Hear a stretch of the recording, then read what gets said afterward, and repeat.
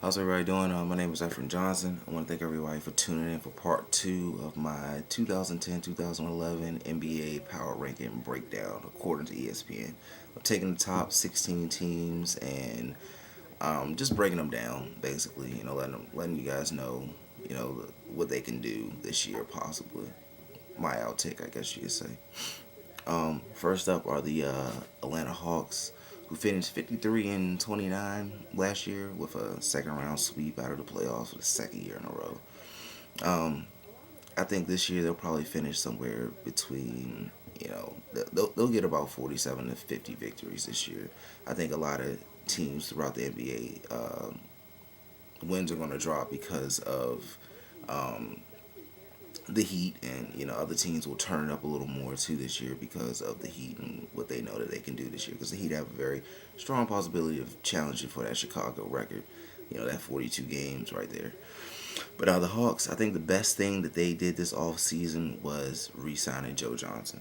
They definitely had to re-sign Joe Johnson because I really don't think they wanted Jamal Crawford to come off the bench. Not saying that Jamal Crawford is not a good basketball player. He's a very good basketball player. But I think he's a much more comfortable player coming off the bench than starting. Why, I don't know. That's just how he is, I guess. But you throw in Mike Bibby into this equation also. That's a veteran point guard right there that we know can knock down big shots. He's done it in Atlanta. He used to do it for the Kings all the time. Um, Also, you got Al Horford, who's coming into his own. I think his offense is catching up to his defense. I think he's always had great defense, but his offensive game is definitely coming around. It's definitely getting better. Yeah, I think in a few years he'll be one of those top, five centers in the league. He could possibly be one of the top five centers in the league right now, but I'm not going to give him that just yet.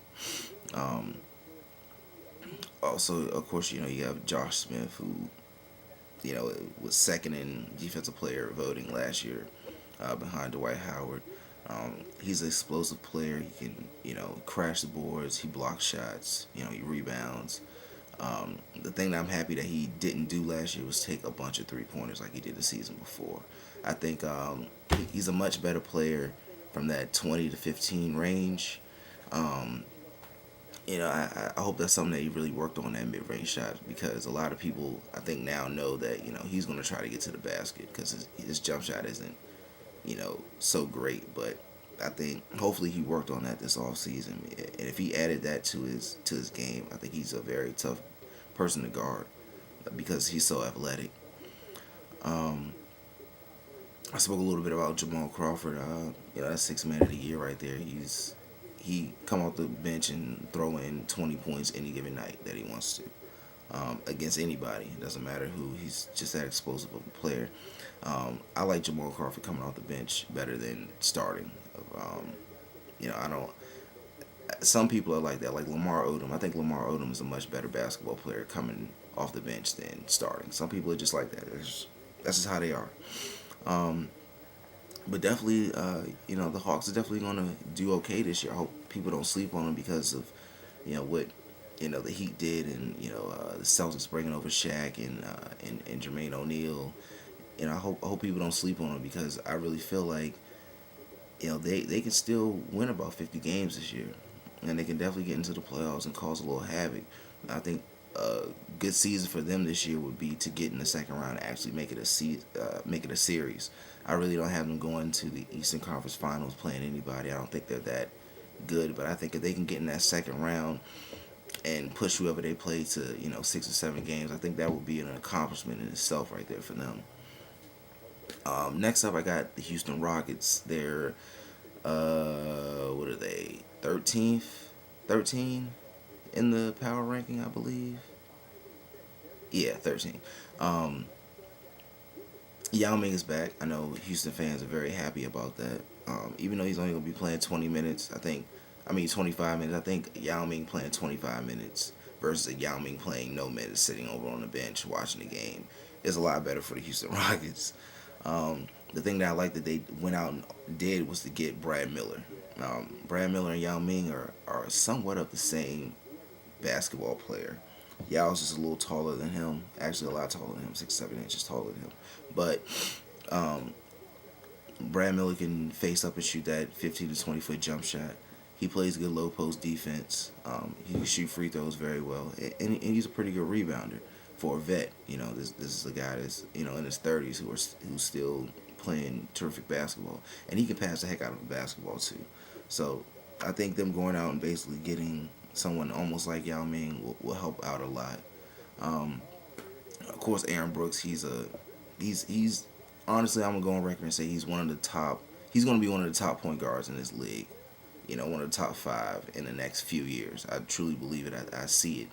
The way he gets to the basket and the way he can shoot is, to me is crazy. And honestly, he's a very underrated defensive player too.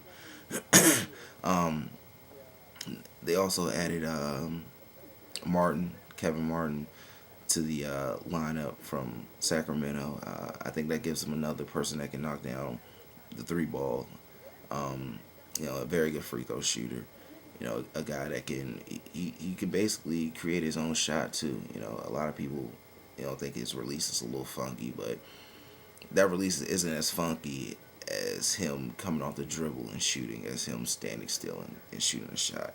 But to have him and Shane Battier on the other side, that's I'm sure Aaron Brooks was like, yes, so when I drive to the basket, I can kick the ball out to either one of them, and that's a 40% chance of a 3-point shot being made every time he kicks the ball out. Scola, he's definitely created a name for himself this past summer with the summer games that went on this year. He really carried his country, and he did some of this stuff last year in the NBA season, and we saw a little glimpse of it the year before. But I think he's definitely going to be on a lot of people's radars. If not, he needs to be. I think the key is going to be with these 25 minutes. How effective can Yao Ming be? And how do you spread it? How do you spread that time out? 25 minutes a game isn't a lot. That's 6-7 minutes maybe at the most every quarter. It's basically about 6 minutes every quarter.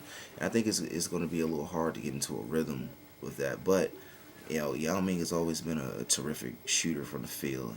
He knocks down his open shots. So if he can continue to do that, and if he can go in and give them anywhere from 10 to 15 points coming off that 25 minutes a game, and 7 or 8 rebounds and a block or so, I think that's all that they can really ask for out of him. I hope his injuries, don't come up again this year, because, honestly, I miss seeing Yao Ming on the floor. I miss seeing him shoot that jump shot and seeing him get to the free throw line and actually making free throws. Unlike some centers in the league that can't do that. No offense to Shaq.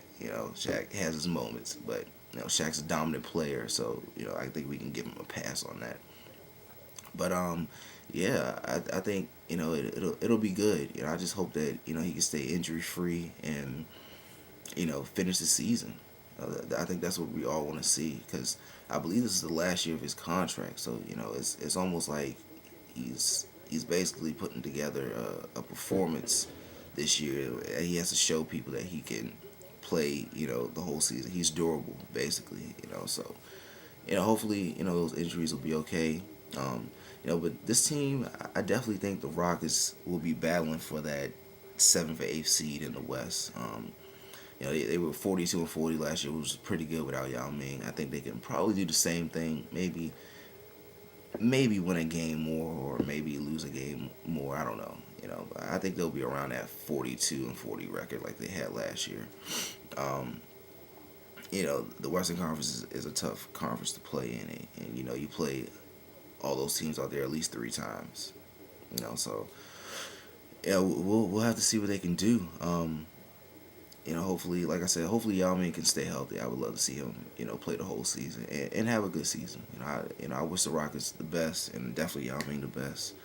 That's all the time I got right now. Please make sure you follow me on Twitter, Agent_E Johnson.